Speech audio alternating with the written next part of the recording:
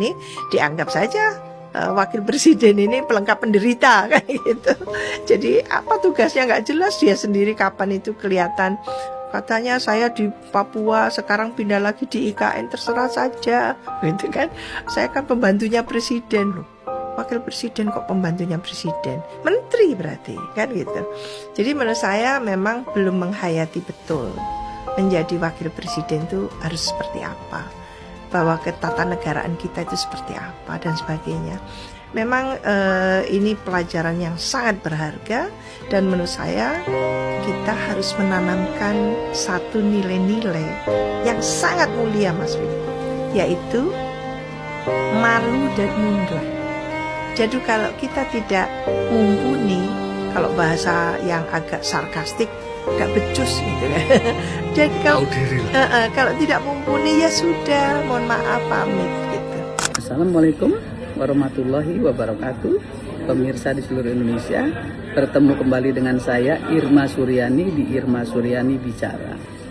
Pemirsa, kali ini saya ingin mengomentari apa yang disampaikan oleh seorang Siti Zuhro, seorang profesor yang bekerja di BRIMS, bekerja di pemerintahan, tetapi beliau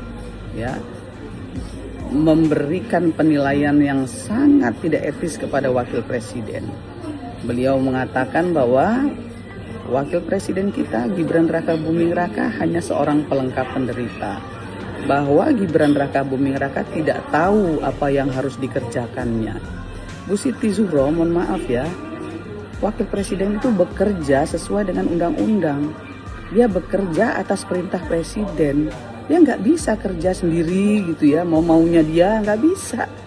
Karena yang punya bolpen, yang punya kebijakan itu presiden. Dia hanya akan bekerja, dia hanya akan melakukan tugasnya kalau diberikan tugas oleh presiden. Karena kalau dia melakukan tugas sendiri, ya seolah-olah dia punya visi misi sendiri dan menjalankan sendiri, artinya Indonesia ini punya dua matahari kembar, ya, dua matahari, dua kebijakan. Itu nggak boleh, Mbak.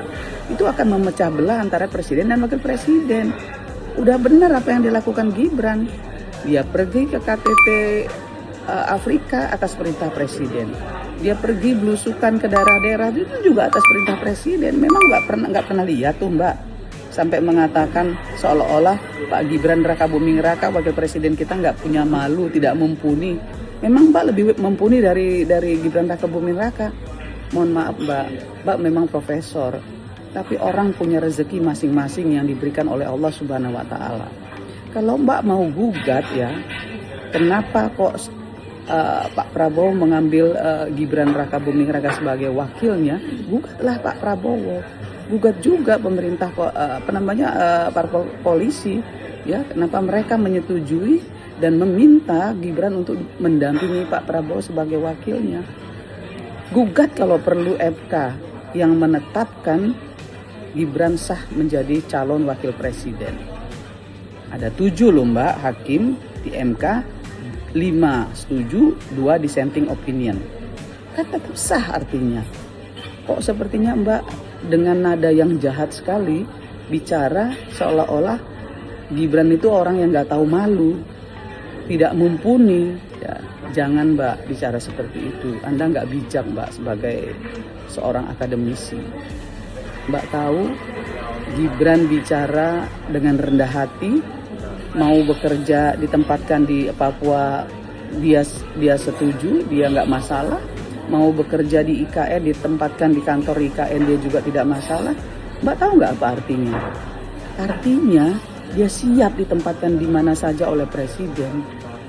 Dan kalaupun Gibran bekerja sebagai orang yang membantu presiden, kan memang konstitusinya begitu. Bukan berarti dia menteri.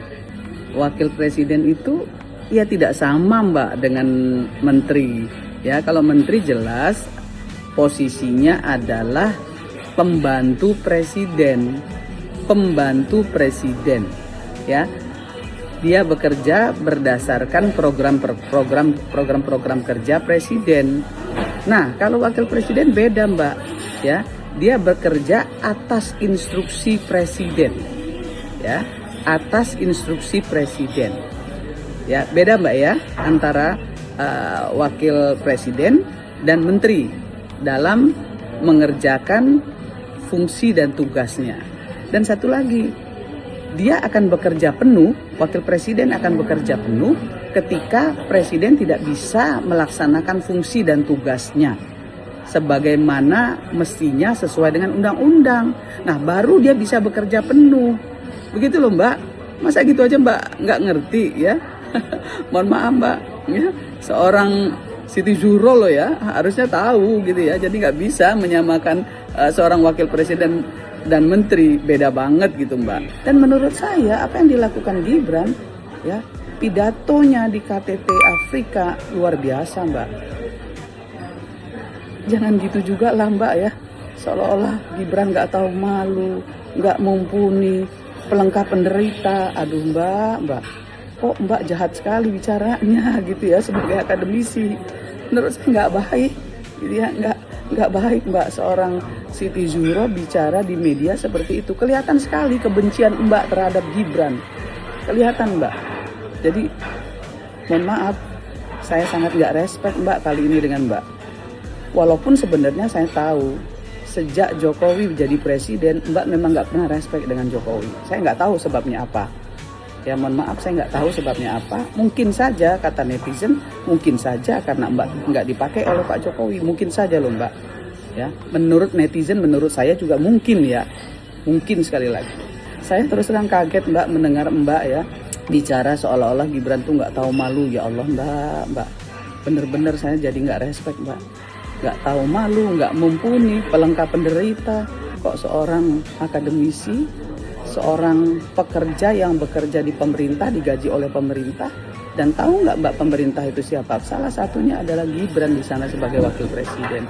Harusnya Mbak bicara independen, bijak, ya, bicara dengan nada yang baik. Kalau mau mengkritisi, kritisi program-program pemerintah Mbak. Kritisi program-program pemerintah. Program siapa? Program presiden Mbak. Nggak ada program wakil presiden. Ya, jadi menurut saya sekali lagi, tolong Mbak, ya, tempatkan diri sebagai soko guru, karena Mbak juga sebagai dosen, Mbak juga sebagai orang yang memang pendapatnya dimintai oleh publik. Sebaiknya Mbak bijak dalam berbicara. Sekali lagi mohon maaf lahir batin. Semoga apa yang saya sampaikan ini mengetuk hati Mbak dan membuat Mbak Siti Zuhro ya memahami dirinya, posisinya sebagai soko guru, sebagai akademisi. Ya, bicara dengan nada baik, bicara dengan nada yang independen, bicara dengan nada yang tidak menghina. Ya, jangan sekali-sekali menghina orang lain karena akan kembali ke diri kita sendiri. Salam keindonesiaan, sekali lagi mohon maaf lahir dan batin.